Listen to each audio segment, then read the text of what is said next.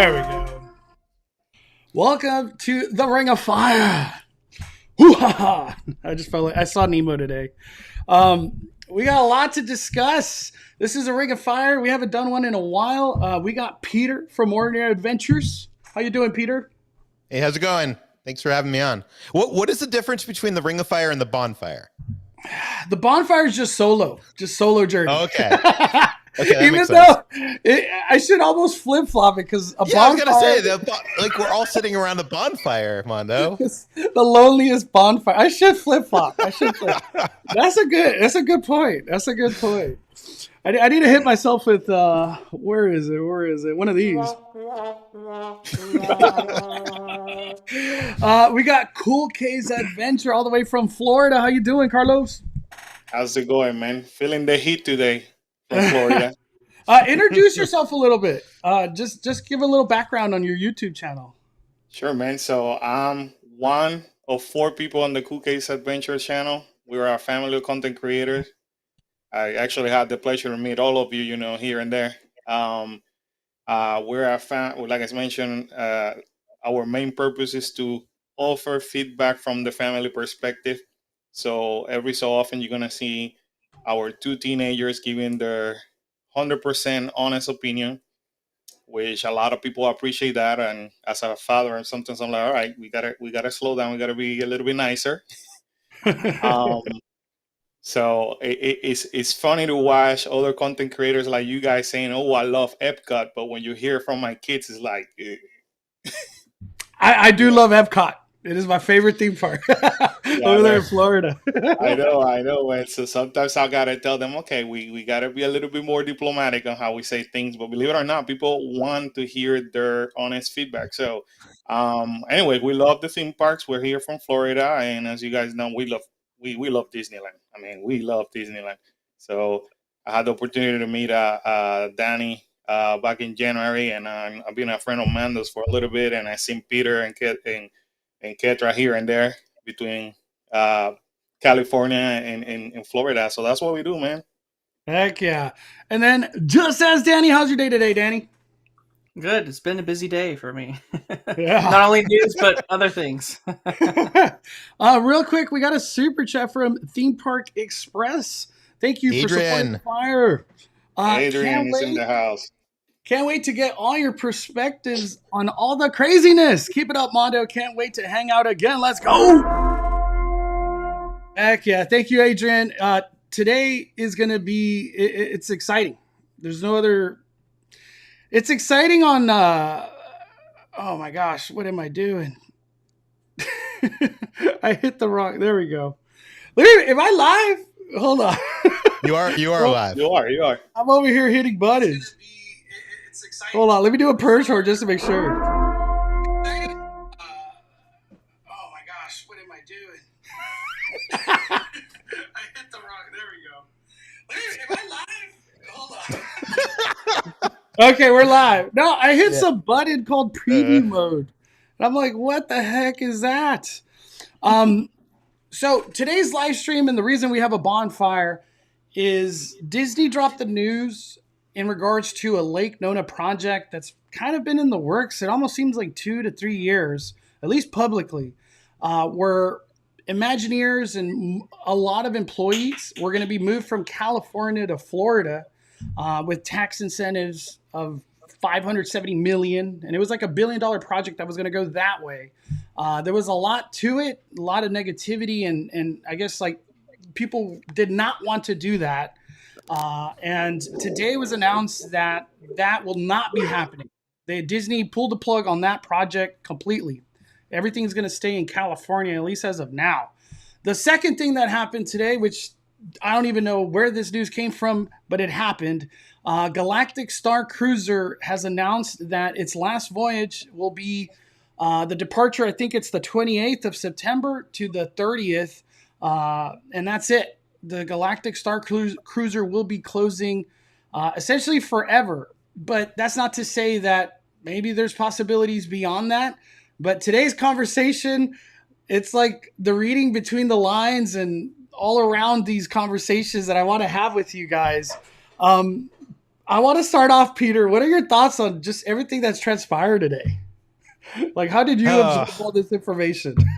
Well, I went from a high of that like Nona thing falling apart because, to be honest with you, I didn't want Imagineering moving to Florida. By the way, we should say that's not just Imagineering moving to Florida. It's also parks, experiences, and products. Everything but games was going to move to Florida in that like realm. But I was kind of on a high of that, and then the bomb got dropped that they're closing Star Wars Galactic Starcruiser, which is so shocking to me that they wouldn't even try to pivot in any way, because this thing was built like, you know, a couple of years ago, and you would think that they would like, oh, let's see if we can do a one-night experience, or let's see if we can do this or that. And I think they still are. We can talk about that. I don't think this is the last we've seen of that building and them doing something in that building, but I'm devastated. To be honest with you, Mondo, I've gone 3 times. I know, that's why I was like, you're the perfect person for this. Yeah, and I should say I've paid for 2 of those. I went on a media voyage, and I went back 2 times after that. I paid for it, and it's honestly the best theme park experience I've ever encountered.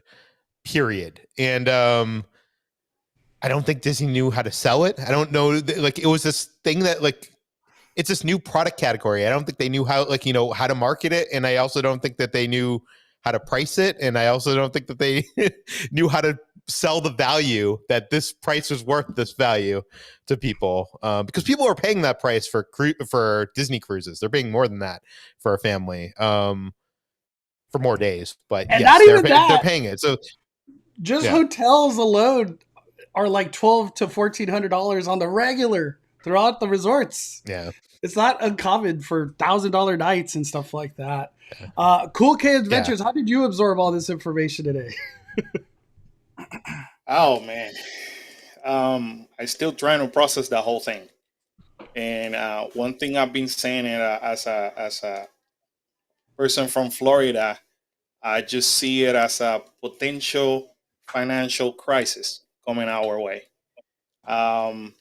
Although I share the same belief as Peter, I was not in favor of people from California moving over here, because it's like you said in your video earlier, Mando. It's like it's either you move or you're fired. And I know my heart breaks for people that either retired because they didn't want to move from Florida, or they left the company because they didn't want to move from Florida. And based on the statement that was sent by Josh DeMaro to the cast member, you can tell that they are aware of that situation. What hurts me the most is that your dude, is a $1 billion project was coming to Florida, and you no matter how much you try to hide, you know it's just becoming political here in Florida. And little by little, Florida is seeing less and less project, less. I mean, like, to the point that I'm like, why should I go to a theme park anymore? And I take it kind of personal. And then the whole Galactic Starcruiser thing broke down, and I'm like, oh, okay, all right. Just like Peter said, we pulled the plug. We didn't try anything else, which I still feel that they're gonna do it. But if you position yourself in Disney's position place, why would you spend money on a state that is not appreciative of what we're doing? You know, whether we're providing employment, whether we're providing more money to the economy, why would you do that? So I can not blame Disney for that, but as a fan, man, I'm hurt. And honestly, I saw the writing on the wall back on D23 when we got all the what if, and nothing guaranteed. I knew at that point that everything was going to Disneyland, which I'm okay. I love Disneyland, and everything is going international, which we heard last week on the call last week to the stakeholder. Everything is going international. So purposely, you can see strategically that Disney has not planned to put anything towards Florida, which it hurts me. You know, I know a lot of you love coming here to Florida and look forward to what Florida has to bring. So I don't know, man. I'm like devastated, but at the same time, I cannot blame Disney at all. Now, in regards to the Galactic Starcruiser, they should have priced it more economically. And shout out to Peter and Ketra, who brought us on that journey. And I actually watched your last video, I think it was yesterday, Peter, and it was phenomenal. And I was like, oh my God, I so want to do it, but I cannot afford it. It's 4 of us, that would be equivalent to at least $6,000. And when I look at the value, I'm like, yes, as a fan, I want to do it, but I cannot drop $6,000 for only 2 days.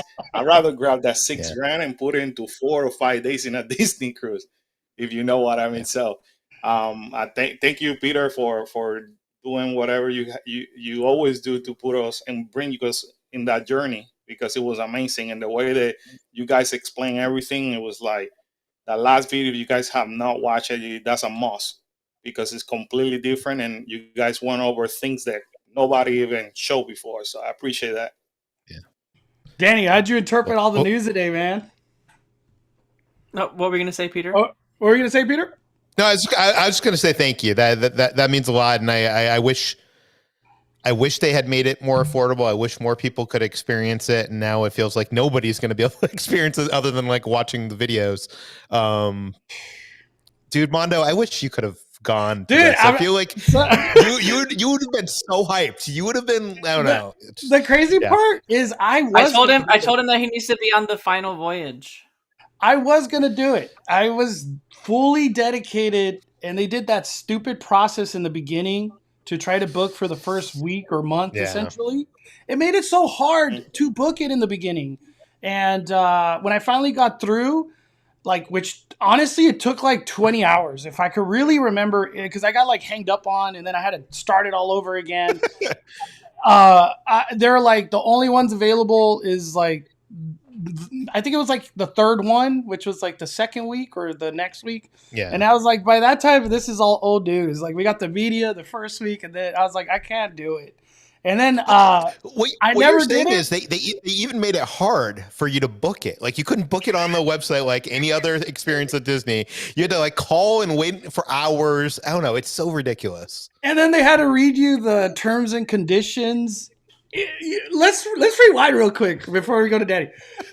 When you booked the Galactic Starcruiser, you had to wait on this incredibly long hold. And once you finally got through, they read you all this like verbatim stuff. And then you had to do this agreement of terms and conditions. And then you were approved to be sent over to like another agent who could actually book you. And that's when I got disconnected in that. So I had to do the whole reading again. Finally got to the person, and that's when they were like, we can only book you on this day. And I was like, I don't want to do it anymore. And then as time has gone, seeing videos and stuff like that, even talking to Dano Channel, I want to do it. But like Cool K was saying, it's just the concept of like, it's expensive. Yeah. It's just very expensive. But we'll get into all of that. Danny, what's your like absorbing all this information? How did it go down for you, man?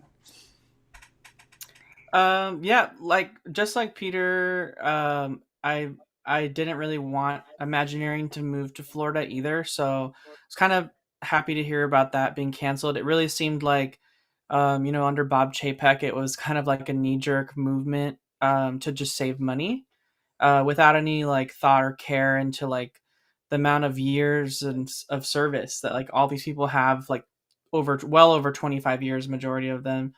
Like, all and the lives and families and things they have established in California, and then just like saying like you have to quit or you get fired if you don't if you don't move over here. So I feel like this is sort of good news in that sense. Not good news for Florida, especially those that that could use the work and all that stuff that this would have brought, the construction and all that stuff.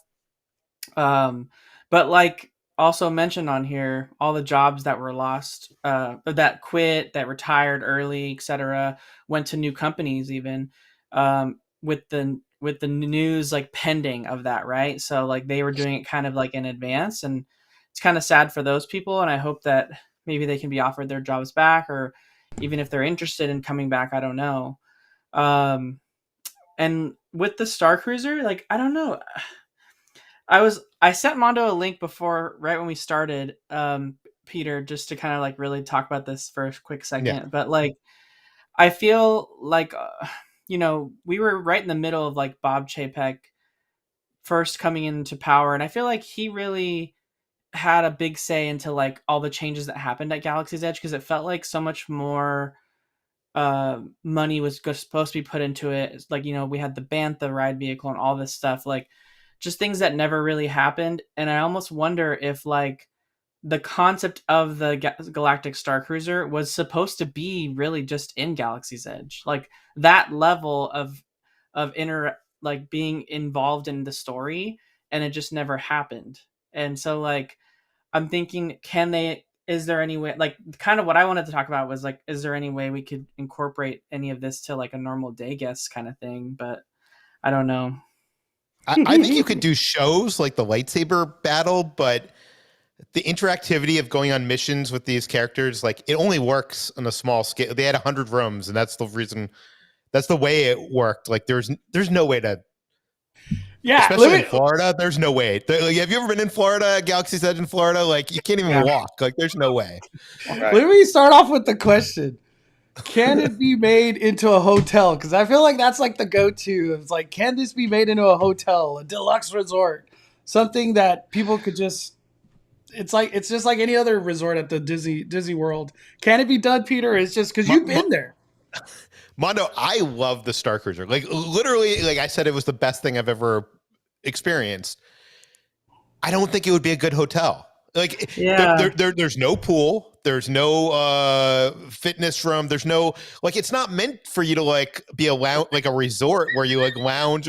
Like it would suck. It would suck as a hotel. It would honestly suck as a hotel. I was just watching like Peter's video today, and you guys were showing the suite, you know, which is like the bigger room. Yeah. And you were showing like the bathroom and the size of the bed and everything. And it's just like, even if they made it, like what kind of hotel category would they make it? And even then, like you said multiple times, like, oh, this room doesn't really matter because you're not really spending all that much time in here.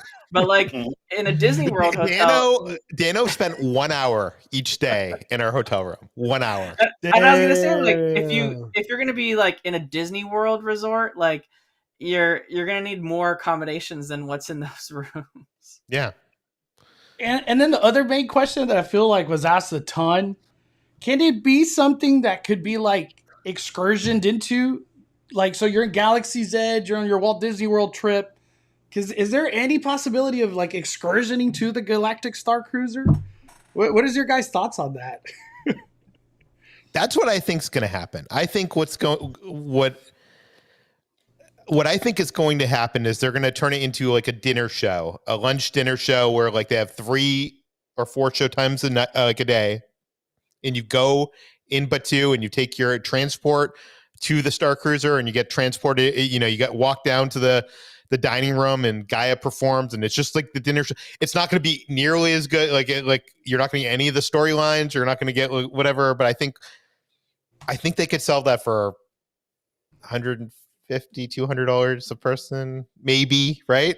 If Danny do you think people would pay $200 a person for a 2-hour experience, like a dinner show experience? I know you can't compare it to Hoop-Dee-Doo because that's like $50 or something like that. Right. It's like anomaly. I was gonna say, like, my thought when I first thought about it, and I was talking to David a little bit about it too. But like, I was saying, make it like a 2 to 3 hour excursion. So like dinner show 2 to 3 hours, probably closer to 2 because it just seems like a little bit more easier that way. And obviously incorporate a lot of the common areas, so like the bridge of the ship, the main like lobby area where you first walk in. The dining hall, of course, and like other things. I was also thinking like they could take that moment to like kind of do some activities with the kids, or even part of the lightsaber battle show.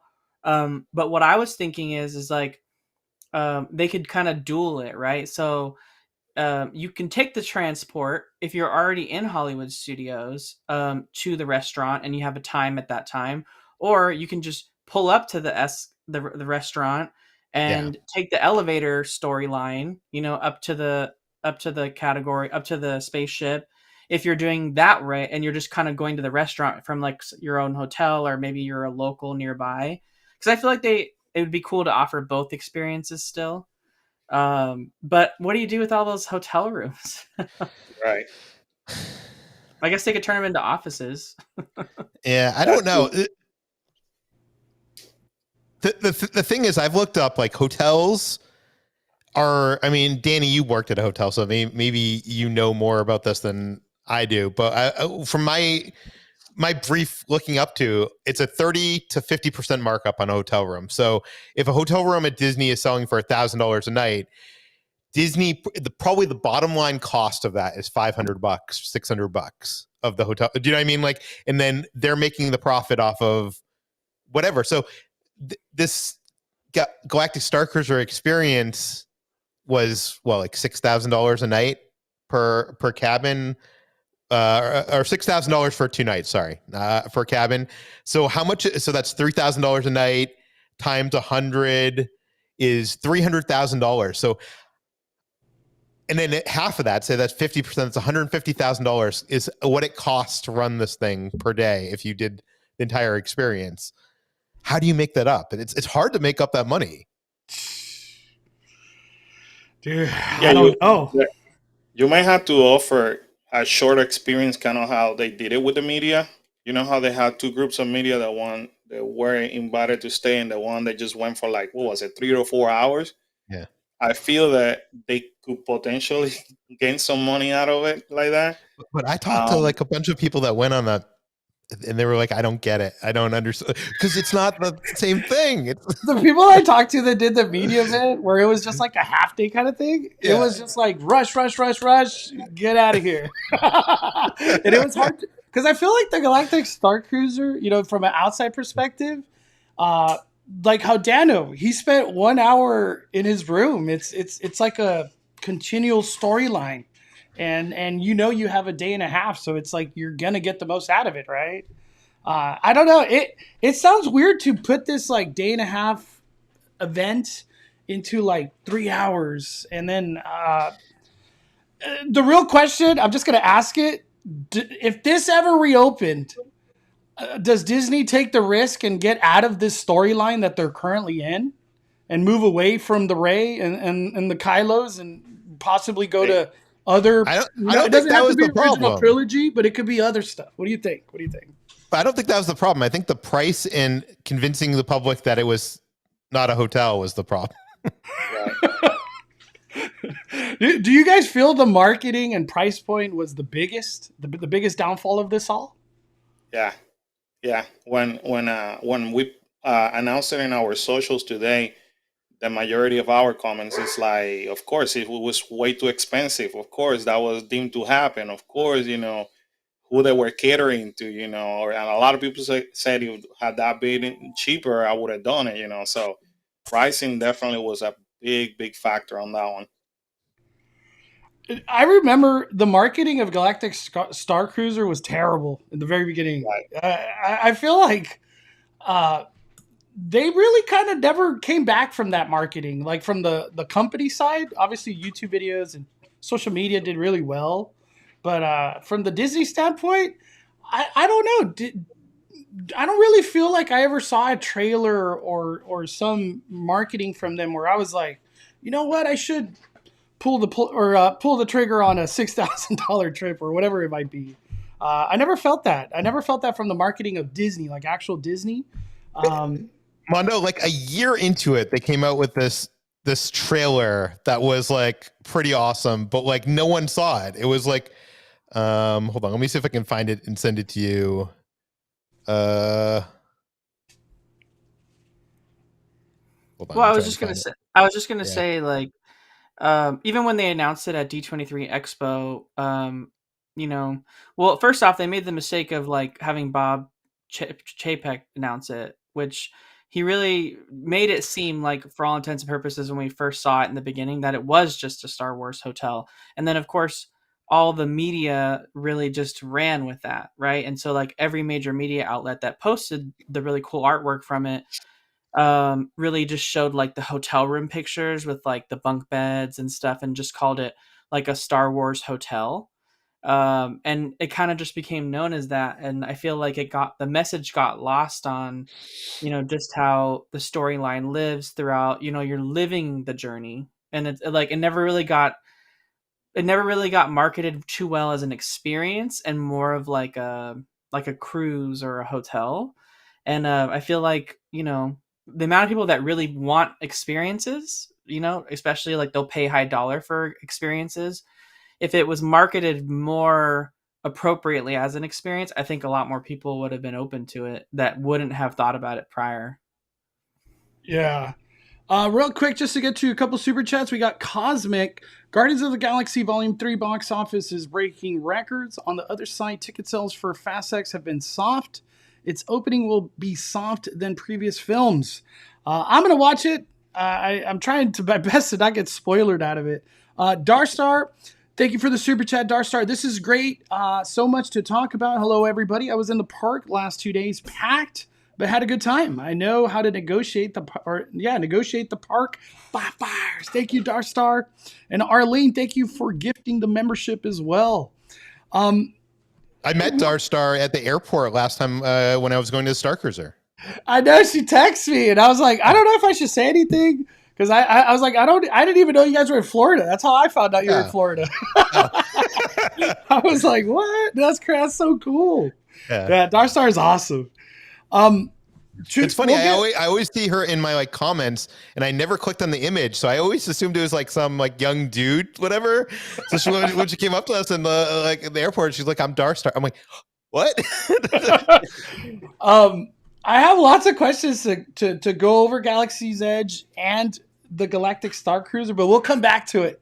I want to talk about the stop of the movement of Imagineering and decap, everything going to Florida. Now it's staying in California.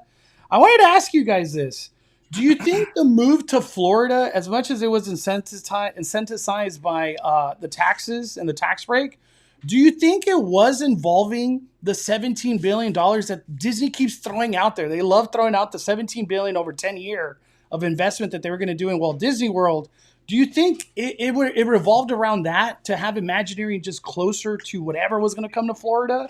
Or it was just a little bit of everything? What do you guys think? I actually think maybe not. Maybe they're looking at it from a way of cutting costs or reassigning budget somewhere else. That's the way I look at it. I think that was way projected. As a matter of fact, when they delayed it back to 2026, I think they were kind of like testing the water to see people's reaction, see how the government was going to react to that. And I can tell you right now, our mayor here in Orlando was quick to just express his concern and his frustration. Soon enough, the governor did a media release, kind of like, I had nothing to do with that, But we all know that we all know at this point that unfortunately, and again, we cannot blame the company for not wanting to spend the money. I'd rather put it somewhere where my money is appreciated. So I think they continue to and like I told you earlier on our conversation, man, the $17 billion they're projecting that. But I find it very curious when that email went to the cast member that they're still saying we hope we could move forward with it. So that leads me to believe that we can pull out of it any given time, and we're gonna reassign it somewhere else, which is kind of scary. So the important factor of this whole mess is no matter which way you look at it, we the guests are getting hurt on all this, and cast members. I mean, think about the amount of jobs that are jeopardized at this point. Let's say Disney's really kind of playing the game and saying we're not going to spend more money. That means that eventually we're going to hear, well, we got to cut labor, and guess who's going to, my wife is a cast member herself too. So It is dangerous to play like that, but I get it. They're trying to prove a point as well. Like, you know what? You think you're gonna say that we're nothing, but we're gonna demonstrate we're like the number one organization here in Florida, whether you like it or not. So it's gonna hurt people, and of course, the tourism is gonna get hurt, and that you have to include theme parks too, because remember, Disney is like the core of Florida. You know, until 2025, when Epic Universe opens, Disney will remain the core of Florida. And if they don't bring people, then the other theme parks will be affected. So I feel, to answer your question, it's just being reallocated somewhere else. The $1 billion. What do you think, Peter? The $17 billion, do you think that involved Imagineers going that way? No, I don't think that it was part of that. I think that was part of what they had planned for expansions on rides and lands and stuff like that. And I will say, as much as I wish I could say that, you know, F DeSantis and this is like him getting what he deserves for, you know, all this political theater he's been playing with this Reedy Creek thing. I think Bob Iger was going to do this anyways. I think this was just an excuse for Bob Iger to do it. Bob Iger didn't like this from the start. I think he even made a comment, maybe it was a private comment that someone reported or something, when Chapek was in charge. But like, you know, Bob Iger likes Imagineering to be near the studios because they can work easier together. You have the craftspeople that are here in California, like that work on movies, that can participate and become freelance on these projects and stuff like that. If you put them all the way in Florida, it was a cost-cutting move. Bob Chapek wanted to, you know, hire cheap Florida talent coming out of and the main thing was $587 million tax incentive to recoup over 20 years. Yeah. Bob Chapek was like just licking his chops on that one. What are your thoughts, Daddy, on that concept? Yeah, I agree with Peter. I think 100% that Bob Iger always wanted to do this. It was like my immediate thought that it was going to happen when he came back on, because he did have some kind of statement that he made, I think privately or something, that someone reported on, that he wasn't about it. But so was a lot of other large, you know, upper end leadership with the company. Some people left, you know, took the opportunity to retire early. So it was very like not a not popular decision. So I think regardless, it was going to happen anyway. It sort of like was the nail in the coffin though, with like everything that's happening with DeSantis. It was like, okay, well, we definitely don't want to, with everything that's happening, not even just with Reedy Creek and all that stuff, but with just what's happening in Florida in general. They're like, hey, we should probably really not force like all of our employees to move somewhere. Maybe they don't feel safe, or maybe they don't want to live as a state. And like Peter was saying, it's so close to like the rest of Hollywood and other things. Not to mention, like, people have to realize LA and California in general is a lot more easier of a hub when you're dispersing people internationally when it comes to like the other projects they're doing, you know, in other theme parks outside the US than like Orlando, Florida is.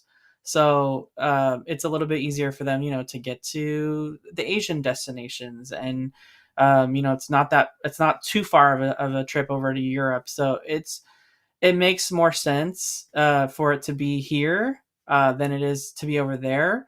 A lot of the theme park operations are in Orlando. That's kind of the way it always has been. As you know, as that resort grew bigger, most of the operations are there. So if you want to have, you know, if you are a cast member who's working in, you know, Disney parks, and you want to stay within Disney parks, and like you're eventually probably going to have to move to Florida at some point.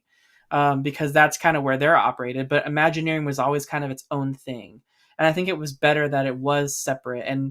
And that's what Bob was kind of trying to do. He's kind of trying to like amalgamize a bunch of different departments in these areas that really didn't work together, and not necessarily would have the same cultures. And Imagineering has a really unique culture.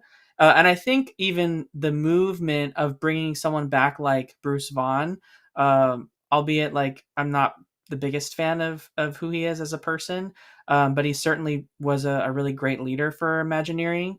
And I feel like that move of bringing Bruce Vaughan back was clear that like they were never going to go to Nona because Bruce would never go there. I feel so. Like it's I feel like the writing was always on the wall. Does Imagineering stay in California champion Disneyland forward? More in a reality? What do you think, Peter? It can't hurt it.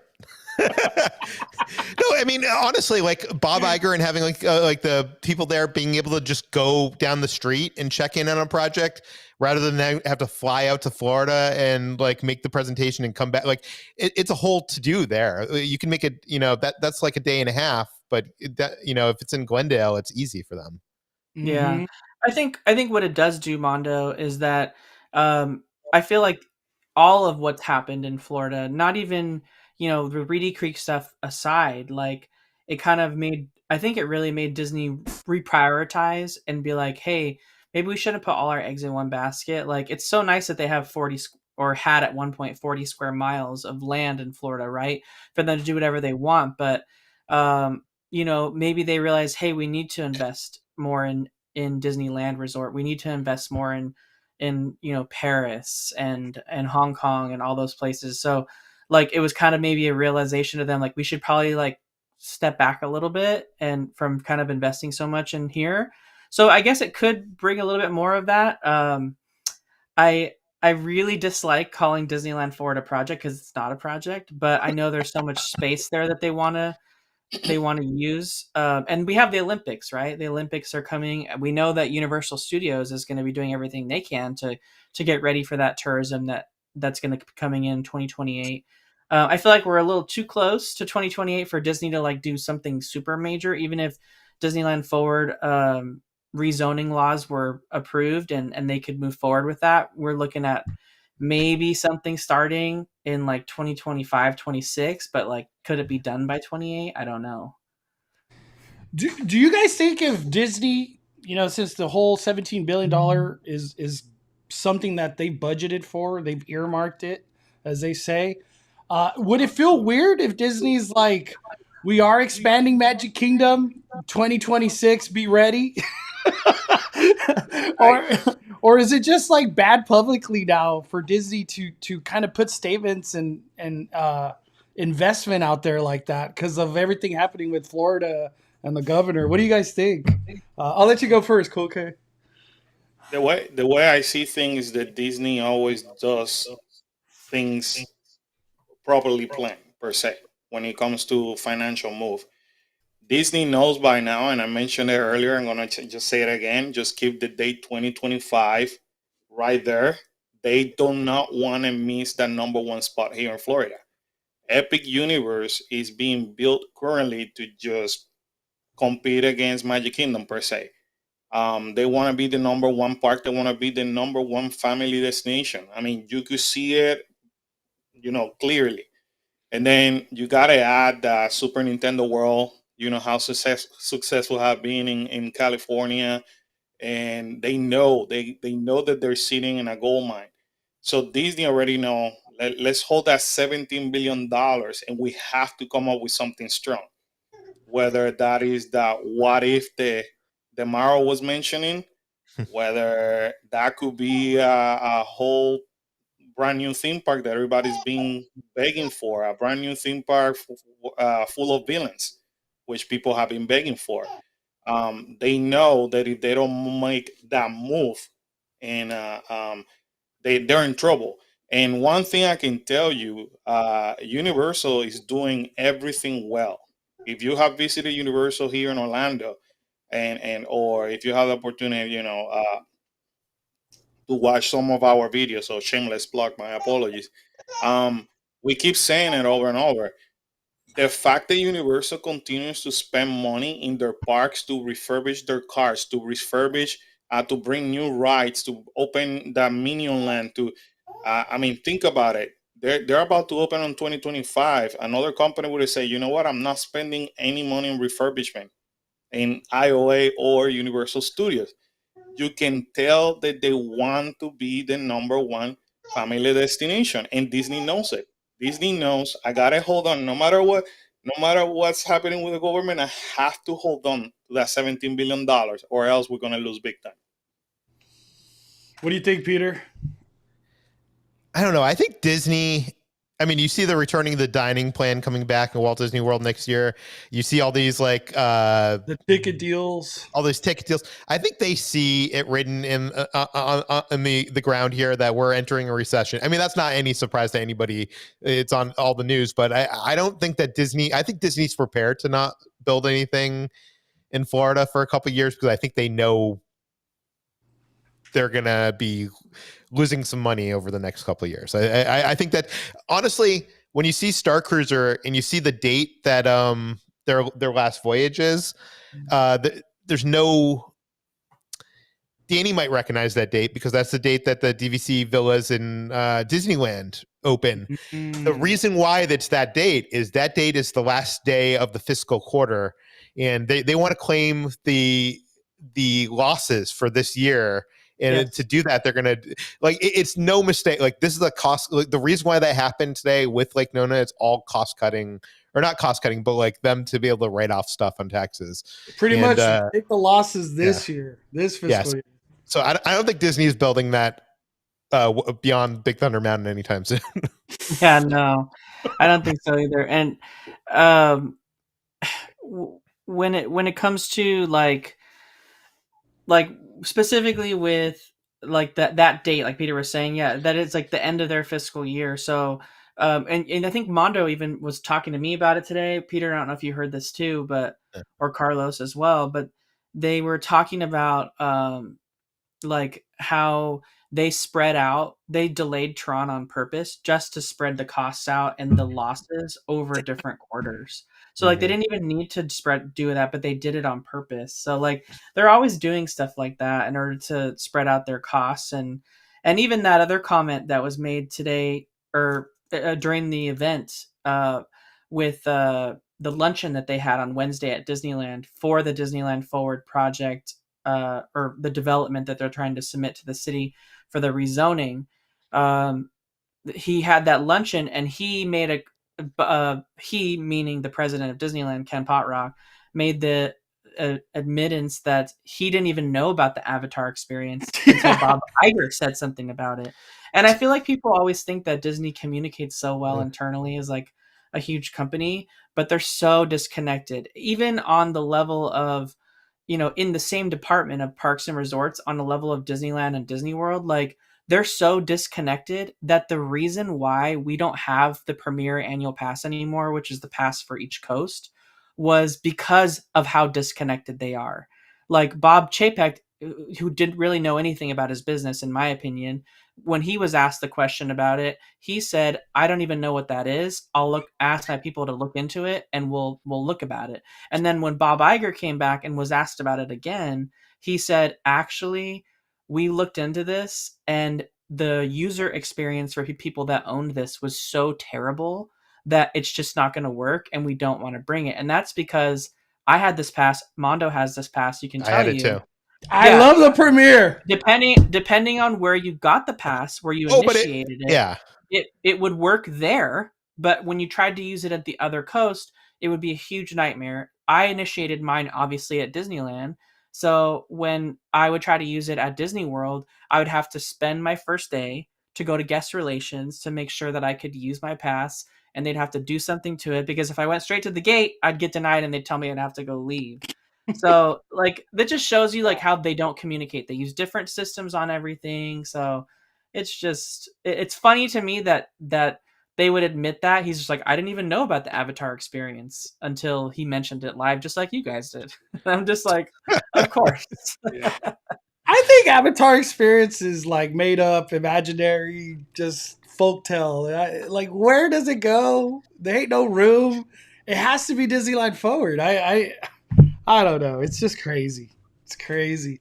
But that is one thing that I talked to Danny, Peter Carlos, was the fact that like projects get delayed on purpose to spread out cost over fiscal years. Mm-hmm.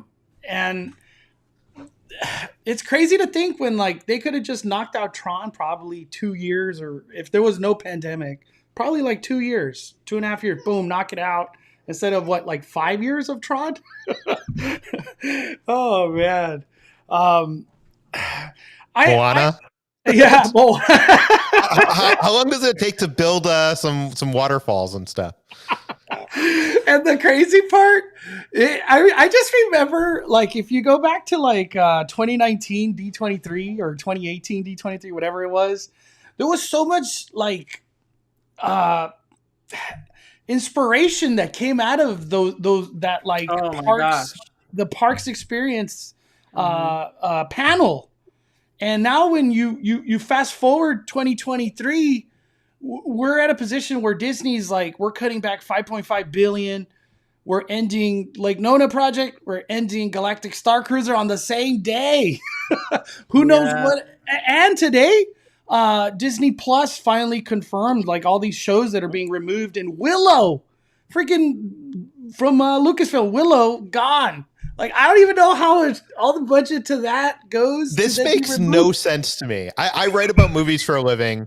HBO, you can't even watch Westworld on HBO Max anymore. You think like they produced the show, but somehow it costs them more money to keep the show on their service. How does it cost money to keep a file somewhere? I don't get it.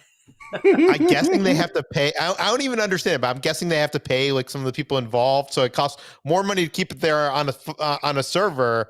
Right. And they see that only 10 people are watching it a day. So they're like, oh, we're losing this much money a day to keep this here. And we could maybe rent out. I'm not sure anybody's going to want Willow, but HBO Max, Warner Brothers is trying to get Westworld at like different streaming services, so they can actually make more money than keeping it on their streaming service. But it's crazy because like I thought when I was able to get like HBO, it would have all of HBO, and I thought when we'd have Disney Plus, it would have all of the Disney stuff. And now it's Peter. I was thinking about this earlier. Is this like is this like streaming day and age of like syndication, like how broadcasting had that, but like this is our version of it now? It is, yeah. And to ask everybody here, what is your guys' thoughts on essentially Disney Plus data being like the light to take theme parks and wherever investments go? What is your thoughts on that? I it's crazy to think that that's where they're headed, and the data that really moves the power of budgets and the Imagineering and wherever things are going to go theme park future wise. I feel like there's other factors that are way more important than Disney Plus data. What is your thoughts, Danny? You go first. Well, I was actually gonna ask Carlos. Like, I think you can speak on it more because you've been looking at it like way more than any of us. But when I was just in Florida last week, and I finally like got a good look at Moana from the monorail, and you know, if you look at the data, like what Christine McCarthy was saying, that they were going to start using Disney Plus to determine like what we make further in the future, you know, in our Disney parks and resorts and stuff like that. So obviously like Moana is like one of the #1 movies watched over and over on Disney Plus. It's very popular. People want it. And I feel like they've almost overhyped because it took so long for this Moana thing, but like, it's really not very big. It's really small. And I think people are like not prepared with how it's like kind of just a side activity. Like it's not really like they call it a walkthrough experience. Yeah. That's what it. My to answer your question, Mando. Also, I think that Disney is always too late for the game. You know, so like right now for cartoons, Bluey is the most popular. Then when we're gonna see something for Bluey, like 8 or 9 years down the road, when something else is #1, you know what I mean? Yeah. I feel that sometimes these projects don't roll fast enough to be, because like Encanto is right up there with Moana too, according to that data. And you know, what are we doing with Encanto at this point? I think too many people. I think people are reading too much into this. I think this is just an additional data point, like for them to look at. If it was just this, Mondo, then Disneyland Forward is going to be Bluey Land. I know. Because like if you go to the TV, it's like all Bluey. Yeah, it's just Bluey Land. if just say right now, would Bluey be accepted in Walt Disney World? Where could it even go? I don't know. Would people be? Is that something to be excited for? What do you think, Koke? Because you live in Florida, so you got the vibe over there more.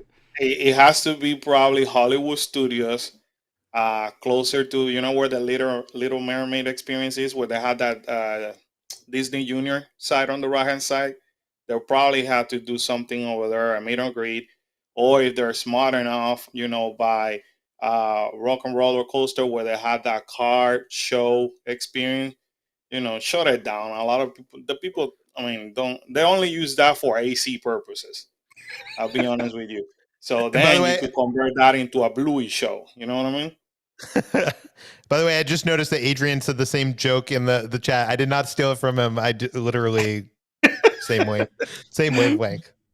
You know what I feel like would be more successful? Bluey Water Park. I feel like that could work. That could work. Yeah, another water park in Florida, or even bring a water park to Disneyland. Have you ever seen that thing in Florida? Is it like the Peppa Pig land? Peppa Pig. It's so weird. It's a theme park, but it has does it have rides? It kind of has rides. It has slides and stuff. Let me see. I'm curious. I've never looked at a Peppa Pig. Yeah, it's like a Ferris Tim wheel. Tracker did a video there. Yeah, Tim Tracker has been there. That's a Florida thing? Yeah. Yeah, it's right next to Legoland. You can find it through Legoland. Wow. It has like a little roller coaster. It does have a roller coaster? Like a Gadget Go coaster kind of thing. Okay. Yeah. Daddy Pig coaster. Man, when I think of like Disney, I know it's just probably like just one kind of point to make decisions. Disney Plus data. I feel like that's not indicative of like what is popular or what people want, because then it's like, would Lion King even be considered? You know what I mean? But I feel like if Lion King ever did come as a land, as an attraction, more than just the Lion King show in Animal Kingdom, I feel like it would work. Or even Aladdin, or like Rapunzel and stuff like that. You know what I mean?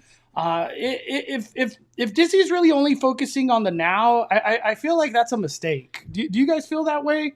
Because like I know things are like popular now, like Turning Red, Encanto, I guess even Coco, Bluey. Yeah. But I feel like the retro aspect of things is still beloved by millions of Disney fans. You know what I mean? I feel like, you don't see Star Wars stuff on that list, but like Star Wars Galaxy's Edge is extremely popular and like good satisfaction when people are there, like Rise of the Resistance, all that stuff, right? And then, like Peter was saying, if you add something like the lightsaber show or anything battle that they've got going on in the Galactic Starcruiser in the land, like it just becomes that much more popular.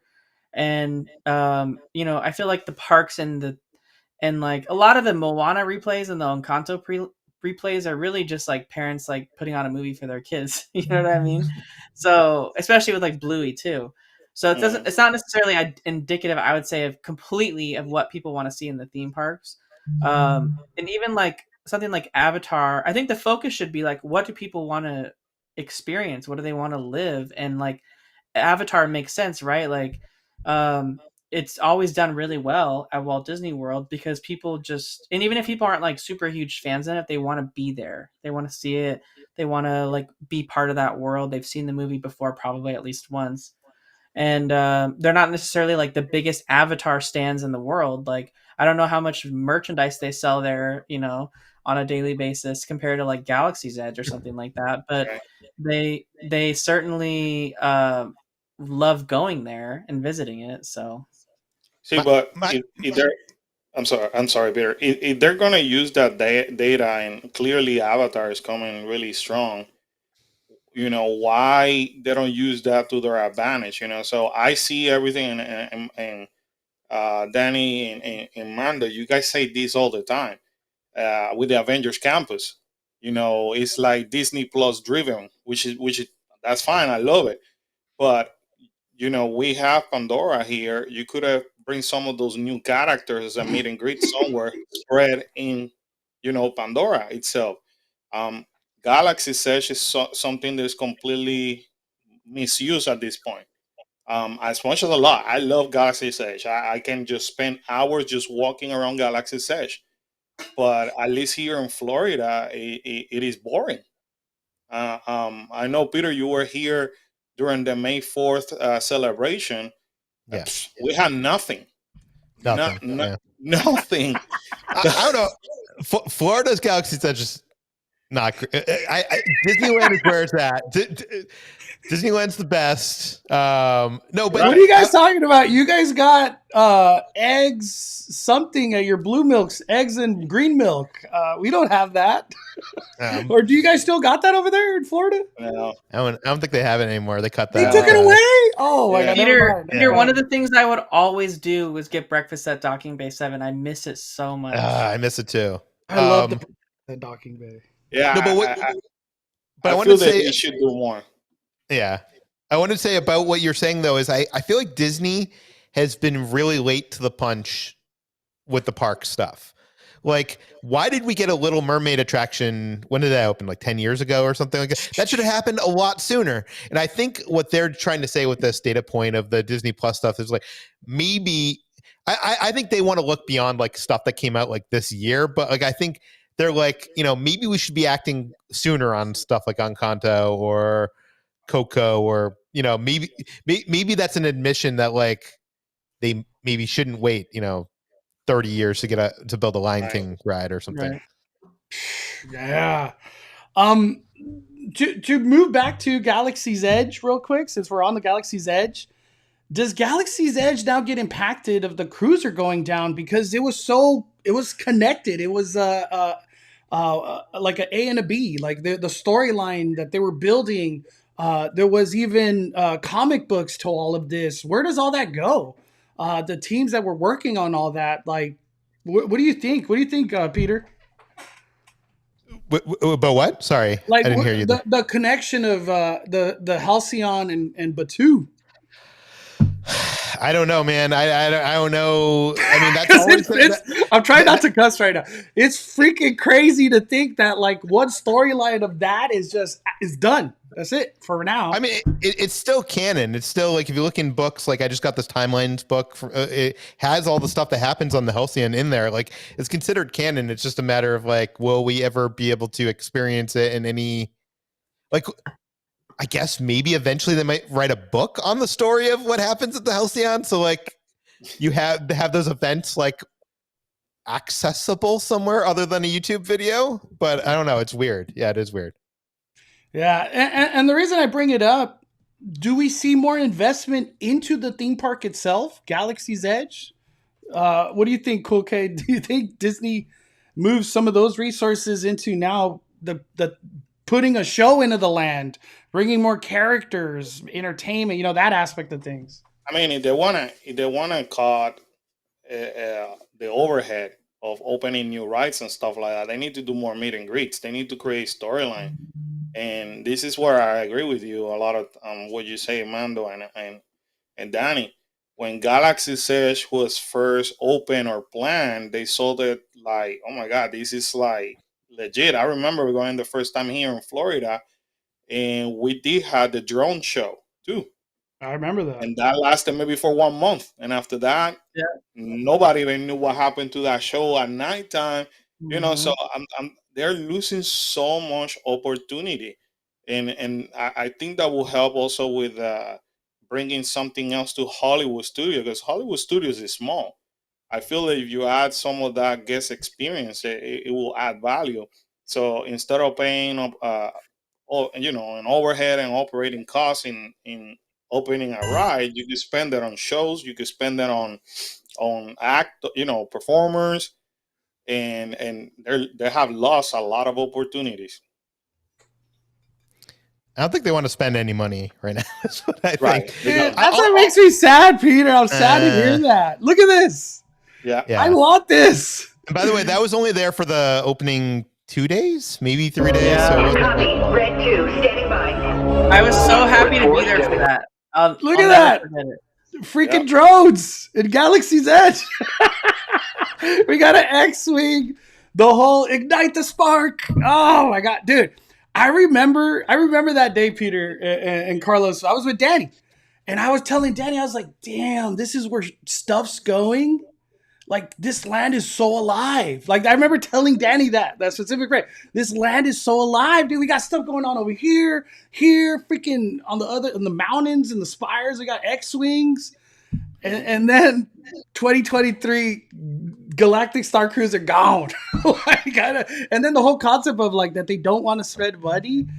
It's just, to me, it's mind boggling because I see Florida or Universal Orlando getting ready to do Epic Universe. That's why I'm so mind boggled by that. It's I don't even know how to comprehend it, to be honest. Well, not only that, Universal just started a new street performer show right in front of males of dancers, where they basically involve the crowd. And I'm telling you, since the pandemic, Universal's entertainment has surpassed Disney by times 100. They continue to bring performers. They continue to. I mean, even when you go to Mardi Gras and all that, those performers want you to be involved. And I feel like Disney has lost that. And you know, when you talk behind the scenes with some of the performers, they tell you, "Hey, we used to work for Disney. Now we work for Universal because we enjoy it more." So, or we were let go, unfortunately, from Disney. So now we're performing for Universal.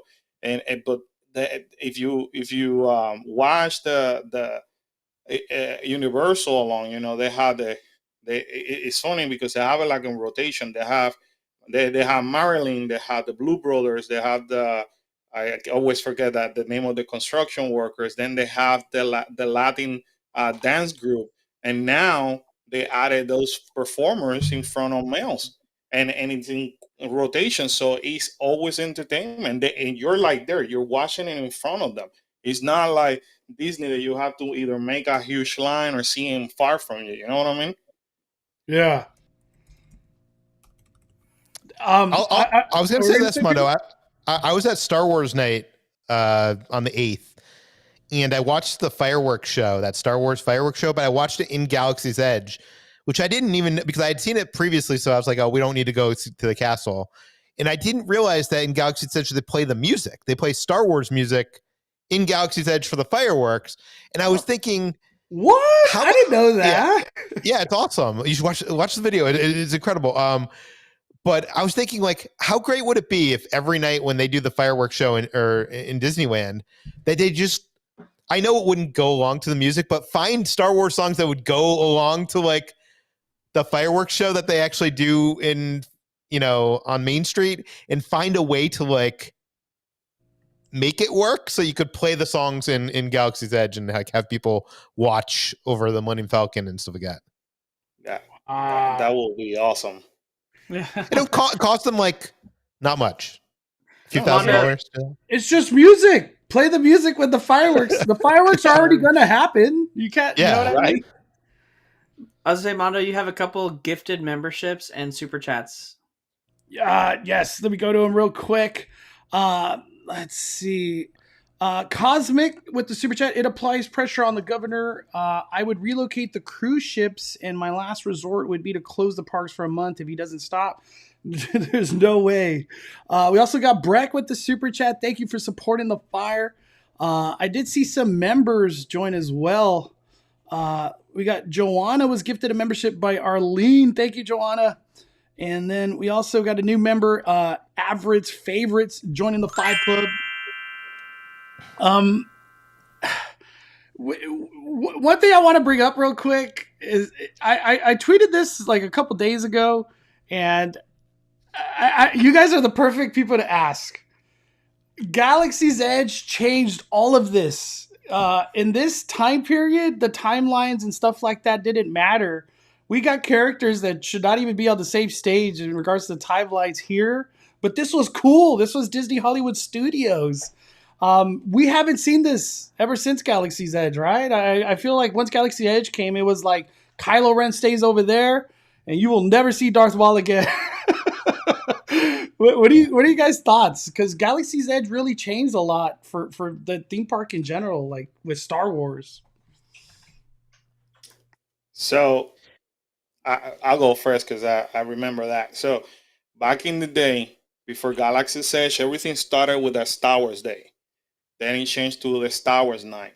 Then it was Star Wars Weekend. Then we used to have a Star Wars Week, where you have parade. Like you will, if you look it up, you will legit see Goofy with a Darth Vader a helmet during a parade. It was just like freaking amazing. And now, fast forward into 2023, we have nothing. We legit have Wow. nothing.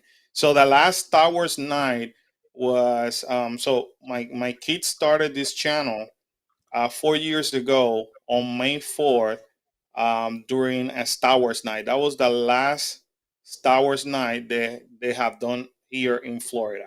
Check this out. This And it is was from Disney Tourist Blog. Look at that. right. What? It's awesome. It was amazing. It was amazing. What? But this is the thing. This was when Hollywood Studios people weren't going to Hollywood Studios. Now people go to Hollywood Studios because of Toy Story Land and Galaxy's Edge. So I feel like they feel like they don't need it.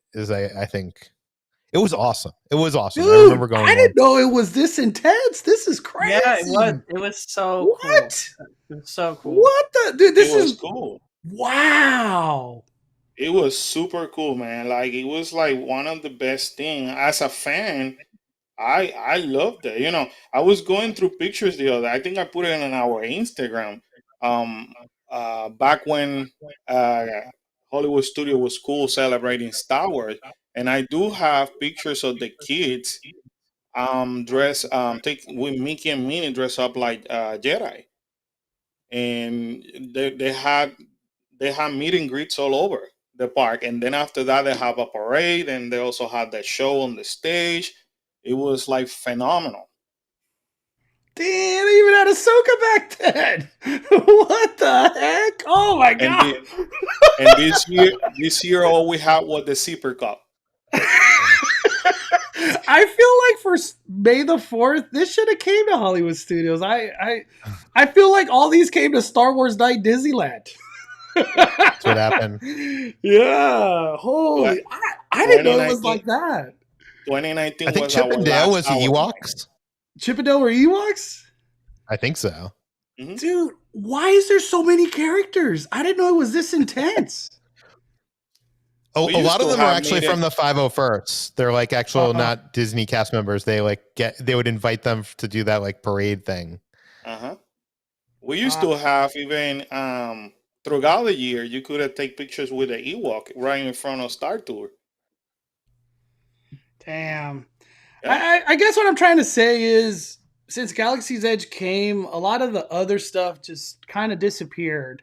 The one of the ones to highlight, I guess, just to say is the Jedi training. We lost that on both sides, Walt Disney World and Disneyland. Man, Galaxy's Edge changed a lot of things for like the future and the way that things just headed, like theme park wise. Why do you think that's gone, Mondo? Because or Danny or anybody here, like I don't understand why that's not existing. Like they have a stage over in Walt Disney World at Hollywood Studios for it, and it's not being used at all. I don't get it. What do you think, Danny? Why is there no Jedi training? Oh man, I don't know. I would say probably before it was just a pandemic cutback, right? And then they as they determine what they want to spend, they're like, oh man, this would cost this much money just to do this and this much money to do that. They probably just like, we don't want to bring it back, but like it kind of stinks because so much stuff was like reset after the pandemic, and we never got any of it back again. And it's like Disney kind of like was able to take a spot and be like, hey, how could we save money here? How could we save money here? And Jedi training, I feel like, was such a cool thing for families on vacation. Maybe they felt like they didn't need the Jedi Training Academy because they had Savi's workshop. I have no idea. I have no idea either. I think I know the answer because this was free. Right. But imagine if you built a lightsaber at Savi's workshop and you're a kid under a certain age, they'd be like, do you want to be part of this? Like you would have to do that to get there. It would sell so many lights. I mean, they don't need it anywhere in Florida. In Florida, you can't even get a reservation for the workshop, but like here you can. But yeah, Manda, I just sent you a picture of when my kids did the Jedi training. Dude, I don't know how they went away from it all. But in relation to the Galactic Starcruiser, do things with that budget cut happening and them eliminating that, is Galaxy's Edge next? Are things, even though, like, what could they take away and budget cut more? I don't know. Do you think Galaxy's Edge will get something coming its way? What do you think, Peter? No. I think we've already seen budget cuts in Galaxy's Edge. If you go to Oga's and you look at the drinks in Oga's, nobody's covered this. I just feel bad. What happened to the drinks at Oga's?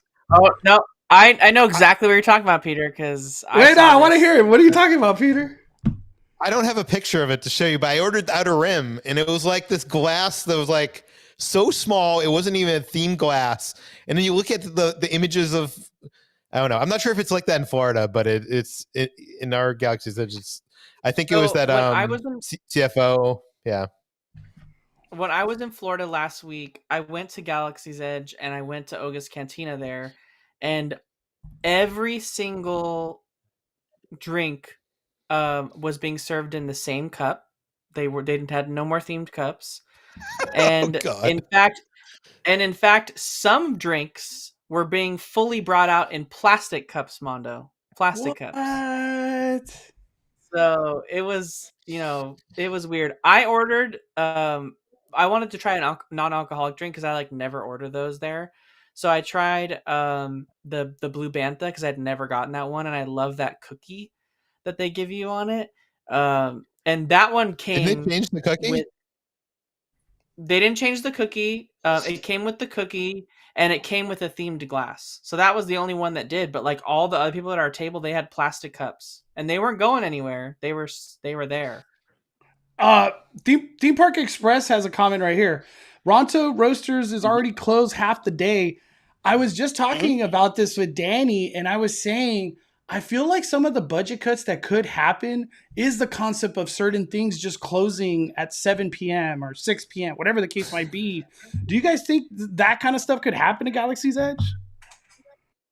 Or just theme parks in general, like the other places? What do you guys think? I could see, Peter, and I don't know if you agree with this, but I could see them doing what Florida does already and has been doing for a really long time, which is Ronto Roasters just closes at a certain, after lunch, and then they have a sign up that says "Get your Ronto wraps over at Docking Bay 7." I could see that being a thing. Yeah, it's sad. Man, after the news today, I'm expecting to see probably Ray, Chewbacca, and the Mandalorian waving goodbye, because they're taking them away, or something like that. Because all these cuts are crazy, and as it is, I think Mando comes out maybe 3 or 4 times throughout the day, and that's it. And then the characters are not as interactive as they were before either. So I don't know. I was reading your chat, Mando, and then this brought me memories too. When we used to have Star Wars Weekend or Star Wars Week, they used to bring the actors to sign autograph. So picture a Carrie Fisher signing autograph, or all those guys, all the original characters over there signing autograph. They would do panels too. They would do they would do it was like a convention. It was like Star Wars Celebration. And they're like, Galaxy's Edge, we're done with all that. That's it. Mondo, last week we went to Galaxy's Edge and we ordered the Black Calf. And instead of Cocoa Puffs, it was Cocoa Puffs and Oreo cookies. And I asked the cast member, I was like, is this a new thing you're trying out? I asked them, I was like, is this a new thing you're trying out? Because we were going to try it on camera. And they're like, no, we just run out of Cocoa Puffs. So we're now mixing in Oreo cookies. And I'm just like, can't you just go down the street to Ralph's and buy some Cocoa Puffs? I mean, I know it's probably not as affordable as them buying it in bulk, but literally, can't they just buy a shelf full of Cocoa Puffs? Dude, I saw that. I thought it was people trolling. No, it was literally Oreo cookies in a Black Calf at Galaxy's Edge. Oh man, I don't know. Do you think in all reality the big picture is that theme parks have just kind of taken a back seat to Disney Plus? I've been saying this for a long time. Disney Plus is the ruler of the land. And wherever Disney Plus is going, it dictates the company now with the investment of billions of dollars of theme. Like I always say, like all these bad movies that have gone downhill and projects that Disney Plus has been invested in, we could have got a whole new theme park. Like literally, whole new theme park.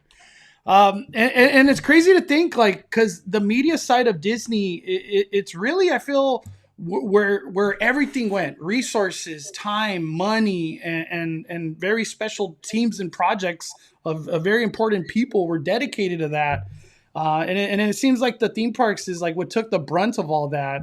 Because let me give you a quick example. Like Lightyear, we saw pretty much just a character that showed up to Space Mountain pretty much, and then that was it. Strange World, they just put some cutout boards in the cut over there by Fast Passes of Buzz Lightyear. It's almost like they don't even want to market their projects that they've created over like the last 3 years involving Disney Plus. And then that's why when I hear that they're going to let Disney Plus dictate where things are going, it's like, what? Oh, man. I just want the theme parks to succeed. I want Disney to succeed. I don't know where things are going. It's crazy. Real quick, I wanted to ask Peter this question so bad. Is this the end of LARPing for theme parks with the Galactic Starcruiser going down? Because I feel like all other theme parks are like, nobody wants to go that route anymore. Like that was it. I don't know. It's such a hard thing to explain to people until you're actually there and you're doing it. And every person I know that has gone to Galaxy's Edge has either tried to plan to go back or has gone back. And it's like, I mean, not Galaxy's Edge, sorry, Galactic Starcruiser. Even on my first voyage, my first public voyage, there's like these two old ladies who were like, when we saw them like the first day, they were like, oh yeah, we're not even Star Wars fans. We're not sure if we're going to like this, but we do everything Disney. So we had to try this. But I saw them at the end of the second day and they were like, this is amazing. This is like, it was like, I wish they could have interviewed those two old ladies because it was like a testament to that place of like, even if you don't like Star Wars, you'd be sold. But I don't know. They like, you read that statement, they're like, we're going to be focusing on experiences that can play to bigger audiences than, the 100 cabins and this thing. But what do you do with that 100 cabins? I don't know. That's the crazy part. And that was from the actual website saying, yeah, it's just crazy. Very crazy. And by the way, I've heard that the people that had bookings after September 30th are being given a 50% discount to book an earlier voyage. So that's a good deal for them. But it also means it's probably going to be impossible to get in that last voyage. I feel like that's the one. Everybody wants to be on the last one now. And there's only 100 rooms. Yeah. Oh, man. It was challenging. I mean, we as travel agents, we struggle even as to sell it. Yeah, I mean, no matter with all that so-called marketing that Disney has given us, it was so hard to sell it because it was too expensive. And that's one thing I always thought too, Cool K, was that Galactic Starcruiser, it's really hard to keep exposure to it coming from like a social media aspect. Because a lot of people that go there probably don't do social media, and since it's like a day and a half, 2 day kind of experience, it's hard to keep that alive in the public eye. How like a Walt Disney World, there's a billion pictures coming through TikToks and Twitters and Instagram. Same thing with Disneyland. It's always in the eye. But Galactic Starcruiser being such a small, 100 room, I don't know how many guests could do it, but it's hard to keep that in the public eye. Yeah, the thing that people don't realize is in 1 year on Galactic Starcruiser, the amount of guests that could be there maximum is less than would experience Rise of the Resistance on a busy day. Mm-hmm. So it's like on any given day, Mondo, like how many people do you see a photo of Rise of the Resistance? Maybe one? So I mean, that's how many photos you'd get from the year of those guests spread out. You know what I mean? It's like, yeah, that's crazy. Closing thoughts, Cool K, on all of today's news. Closing thoughts. Oh man, I only hope that Disney, whatever they do, they protect the cast member. That's the true magic. Those are the, every time that Disney makes a move, the amount of anxiety that the cast member feel behind the scenes is just unbelievable, because then they're thinking, what's next? Am I next? And nobody wants to live like that. So I just hope that whatever they do, they protect the cast member. They continue to deliver, like Iger says, to just for guest experiences. Now that you can see Iger is truly changing to what Disney was, give the fans what the fans want. That way the park don't lose more magic.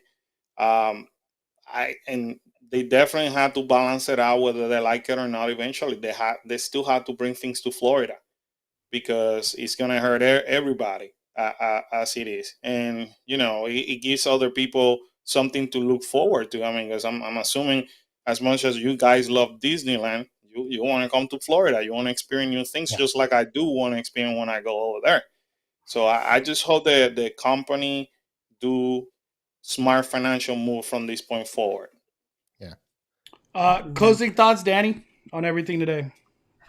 Yeah, I'm really sad for the Starcruiser, in the sense that, like you said, it does it like will they ever be this brave to tackle something as forward thinking as this was? Because in all reality, like, as a theme park fan, we've all wanted something like this at some point. And I think Star Wars fans especially really wanted something like this. And it kind of makes you wonder if they're ever going to try something like it. I feel like they probably learned, though, a lot of stuff doing this project, and what worked, what didn't work. And I think they can take that information and really kind of help it mold maybe changes to Galaxy's Edge in the future, or just in general with other experiences they plan on building, in some level of interactivity. But I'm sad for the cast members that work on there, not only just the entertainers, right? But there's so many cast members that Dude, gave up their all role. like the bartenders, That gave up that their do roles in like restaurants and hotels, man. like they're working the front desk there. They're working like the And by the way, valet all there. of them were all like in on, like they were like role playing like you expected them to do in Galaxy's Edge. Like you talk to them and they'd be like, I'm from this planet and back in my home world. Like, and this is like a bartender, and you're like, oh, this is what I wanted Galaxy's Edge. It's so sad that, like, I don't know. I feel bad for all those cast members. And remember when you're commenting on social media about this thing, and I don't care if you don't like it. And a lot of people are mad about it being too much money and they couldn't go. So there's a lot of anger. I get that. But also remember, there's a lot of cast members that are losing their jobs, and like putting that out there is. And like, this was a dream for a lot of people to work that, and be a part of that. So for those people, I'm sad. And I hope there's some sort of something that carries on that maybe they can be a part of, in regards to this. We'll have to keep an eye on how it changes shortly after the final voyage. But I do really hope, Peter, that you and Kitra can go one more time before it's done. Mm-hmm. Me too. That'd be cool. But what are your closing thoughts, Peter? I don't know. I'm really devastated. Like, literally, I've cried over this day. So it's like, to me, it means a lot. So I don't know. It's just the concept of walking into Star Wars. You're in a storyline of this adventure that's like alive. That's how I've never been on the Galactic Starcruiser, but that was my interpretation from watching all the videos and seeing your coverage. Yeah. It's like you're literally a story that's happening. And you don't know where it's going too. Yeah. There's this not to plug. I apologize for plugging something. No, plug it. But if someone can watch, if you're at all interested in seeing what it could be possible, like the last video we put up from 2 days ago, there's a moment that's, I think, like 12 minutes in, where we're in the climate simulator, and a Saja who's like, they're the like the people that are like ones with the Force. Kitra has a moment with one of the Saja in there, and it is a testament to Disney magic and how much that can mean to a person. It's just wonderful. Yeah. It's 12 minutes in. I will say, Peter, it's not a shameless plug. People deserve to watch that video. That video was, I mean, not that your guys' videos are not good, they're always good, but that video was amazing. And you're right. I saw that cast member. I saw Kedra getting emotional, and I was like, wow, that's like the way that they connected was unbelievable. It's 32 minutes in, Mondo. 32. Sorry. I don't know why I thought 12. Let me see. Right here? Yeah. Let me start. I'll start it at 31. A lot of people, they have this concept of this mindset that the Jedi are the only people that have access to the Force, right? The things that ground me sometimes are all over the place, and this cruise has been interesting because it's testing me a lot. Yeah. You know? Oh, yeah. It's there's a part of my life I kind of let go of a while ago, you know? Something that I realized I couldn't keep doing the same things that I was doing if I wanted to get better, if I wanted to be better, if I wanted to try and actually have a positive effect on the galaxy. Now at a time, I thought I was having a good impact, right? But sometimes you have to leave parts of yourself behind if you're gonna step into who you're supposed to become. You have the ability to offer people joy. You have the ability to offer them. Cry right now. You have the ability to offer them joy. You have the ability to offer. That's like what I feel like crying right now too. Shit. Holy damn, dude. Let me keep it going. Understanding of worlds and galaxies, they don't have the opportunity to see. Do you realize how special that is? Something as simple as that can change and pioneer the charting of course of where you move and how you impact other people. It can be just as simple as making that connection with this girl. Yeah, holding on to it. And the matching with that is like the people that you encounter, the beings that you can impact, and how all of those things are connected. Put your hand here, put that right there in your hand, and feel the energy as it flows from here through all the rest of these other things, right? Through all of it, because it's all balanced and it's all connected. And just focus and breathe. Breathe in and connect.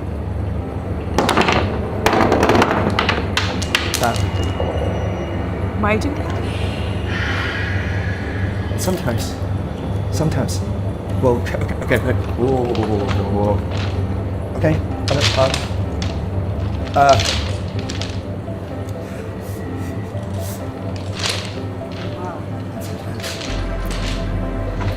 Sometimes we don't even realize the power that's inside of us. Sometimes we just have to be able to bring it towards us and go on the journey with those around us, right? And draw that towards you. Imagine drawing that energy right towards you. And as you focus, as it centers itself, the energy that presents itself is that of the Force. It's you. Do that. Breathe. Draw towards you. Come on, Kitcher. You got this. I believe in you. You can do it. Draw towards you. Come on.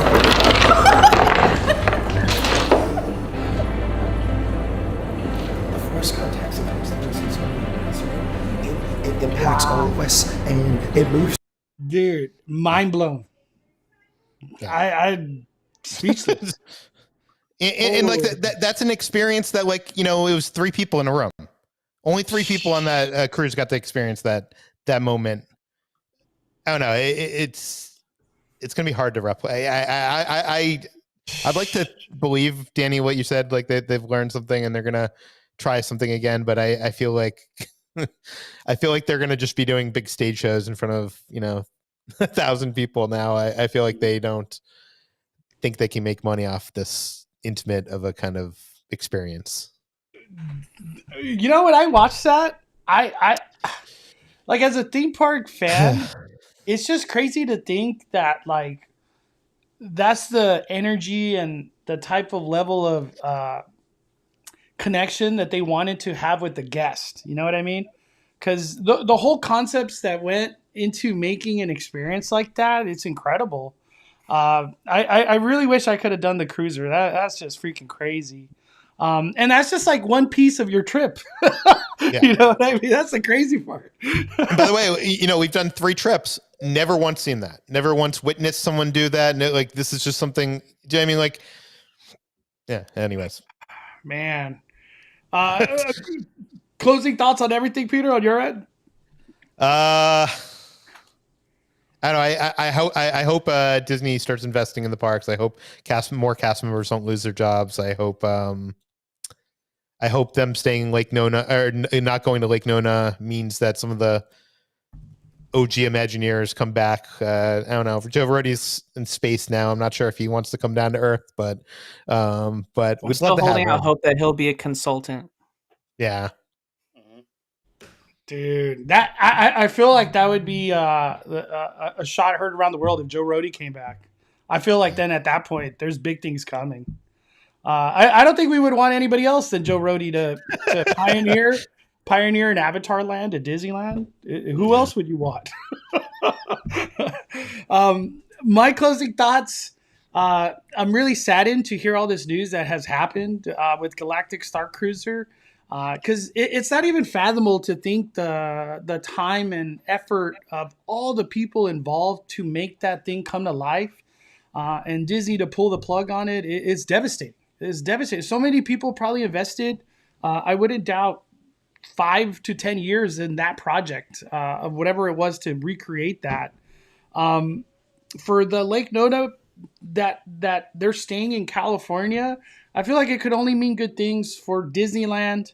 I could imagine the international parks. I don't know how connected they are to that, but for Disneyland, it could only bode well. And Disneyland Forward's the big one that's just hanging in the imagination of the teams here.